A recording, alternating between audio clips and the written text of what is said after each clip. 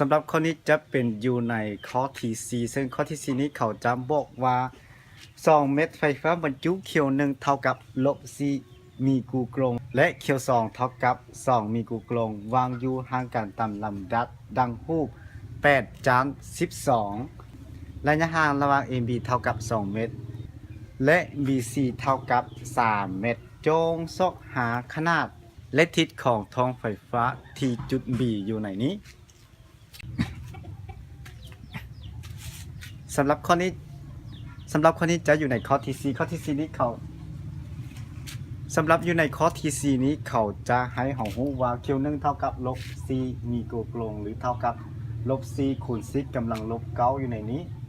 เคียว2นี้ก็จะเท่ากับ2มีกูกลงหรือเท่า2คูณ10กำลัง-9กุลงอยู่ในนี้ AB เท่า2 BC ตัวนี้เท่ากับ3ก็คือ AB นี้2 BC 3เขาบอกว่าให้ซอกหาความเข้มท้องไฟฟ้าอยู่ในนี้ว่าเท่ากับเท่าใดโดยที่เคียว1และเคียว2อยู่ในนี้เป็นไฟฟ้าบรรจุลบตัวนี้เป็นไฟฟ้าบรรจุบวกถ้าต้องการศึกษาความเข้มท้องไฟฟ้าอยู่ในที่จุด B เราก็จะเบิ่งส่งเทียบตัวนี้และตัวนี้มากระทบใส่จุด B ว่ามันเป็นแบบใดตัวนี้เป็นไฟฟ้าบรรจุลบความเข้มท้องไฟฟ้ากรณีนี้ความเข้มท้องไฟฟ้าจะเคลื่อนที่เข้าหาไฟฟ้าบรรจุลบเสมออย่าลืมเพราะฉะนั้นตัวนี้จะมีทิศเข้าหาก็คือโดยที่อยู่ไกลๆโดยที่มากระทบใส่จุด B แล้วผ่านไปแล้วก็เข้าไปหาอยู่ที่จุดลบอยู่ในนี้ความเข้มท้องไฟฟ้าอยู่ในนี้บ่ได้เฉพาะแต่มาฮอดจุด B มันจะอยู่ไกลๆเพียงแต่น้อยหรือหลายถ้าเทียบใส่อยู่ในนี้แสดงว่าตัวนี้จะเคลื่อนที่เข้ามาแล้วก็เลยมาผ่านจุด B แสดงว่ามันกระทบใส่จุด B อยู่ในกรณีนี้แล้วซึ่งอยู่ในนี้เราจะหมายอยู่ในนี้ก็คือความเข้มตัวนี้จะเป็น E1 อยู่ในนี้และตัวนี้มากระทบใส่จุด B แสดงว่าตัวนี้เป็นบวกแสดงว่าที่จริงแล้วมันจะออกจากมันความเข้มของไฟฟ้าของมันจะออกเพราะฉะนั้นตัวนี้ออกมาแสดงว่าถ้าเทียบใส่จุด B มันก็จะอยู่ในกรณีนี้ความเข้มของไฟฟ้าตัวนี้จะเป็นอยู่ที่ E2 ก็คืออยู่ในกรณีที่ตัวไฟฟ้าบรรจุตัวที่2กระทบใส่อยู่ในจุด B เพราะฉะนั้นความเข้มซ้ำรวงจึงเกิดจากอยู่ในนี้ตัวนี้และตัวนี้ตั้งฉากกันแสดงว่าความเข้มซ้ำรวงของมันจึงอยู่ในนี้อันนี้จะเป็นอยู่ใน EB อยู่ในนี้และถ้าเทียบใส่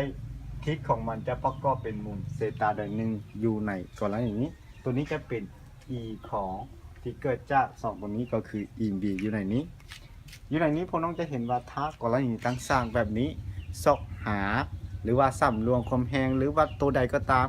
หรือว่าเวกเตอร์ก็ตามหรือความเข้มของไฟฟ้าก็ตามอยู่ในนี้เราก็จะใช้หลักเกณฑ์พีทาโกรัสก็คือ EB ของเราก็จะเท่ากับ5ขั้น2ของ E1 บวกให้ E2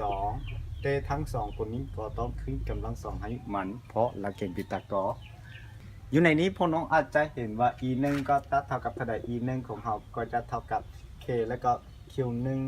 ส่วนให้ตัวนี้ E1 ก็คือ AB อยู่ในนี้ก็คือ AB ทั้งหมดขึ้นกำลัง2อยู่ในนี้ E1 ของเราก็จะเท่ากับอันนี้เป็น E1 K ก็คือ9คูณ10กำลัง9อันนี้ส่วนให้ Q1 เท่ากับ-4กำลังมีกูกลงจะเท่ากับ-4คูณ10กำลัง-9ขอโทษที่อันนี้เป็น-6อันนี้จะเป็น-6มีกูกลงจะเป็น-6เฉพาะอยู่ในนี้จะเป็น-6เพราะฉะนั้นอันนี้จะเป็นอยู่ใน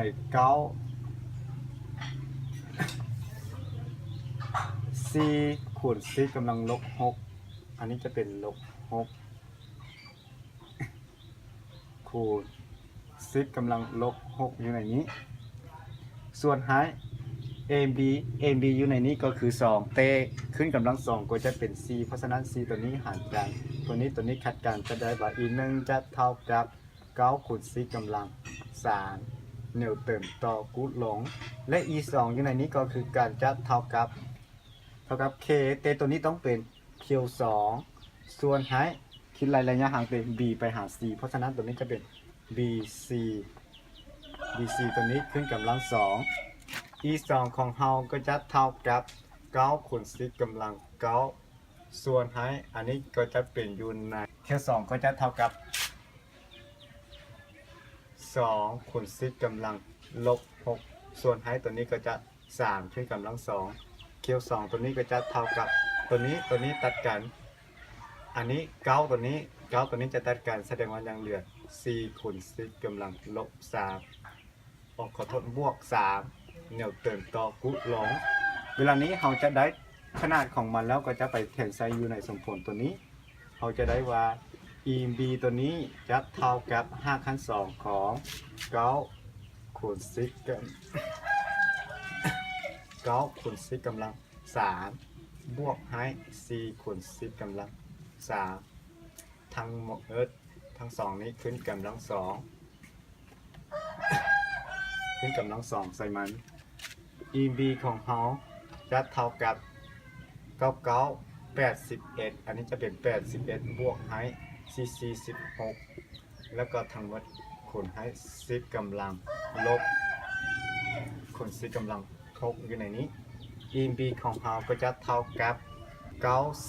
97คูณให้5ขั้น2ของ3อยู่ในนี้ EB ของเราก็จะเท่ากับ 9.2 คูณ10กำลัง3นิวตันต่อกุหลงและถ้าต้องการซ่อมหาทิศอยู่ในนี้เราก็จะมีว่าตามตัวนี้ของเซตาตัวอยู่ในนี้เท่ากับต่างก็จะเท่ากับครั้งซึ่งนะอันนี้เป็นซึ่งนะก็คือ e 2และส่วนให้ติดเป๊ะก็คือ e 2ตัวนี้ส่วนให้ e 1ก็จะเท่ากับ e 2ก็เราจะเท่า c และ e 1ของเราก็จะเท่า9หรือจะคูณ4กำลัง3แต่สุดท้ายก็คัดกัน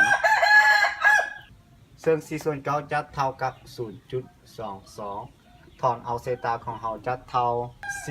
12.5 องศาอยู่ในนี้ซึ่งอยู่ในนี้จะเป็นคำตอบอยู่ในข้อนี้ก็จะมีเพียงแต่เท่านี้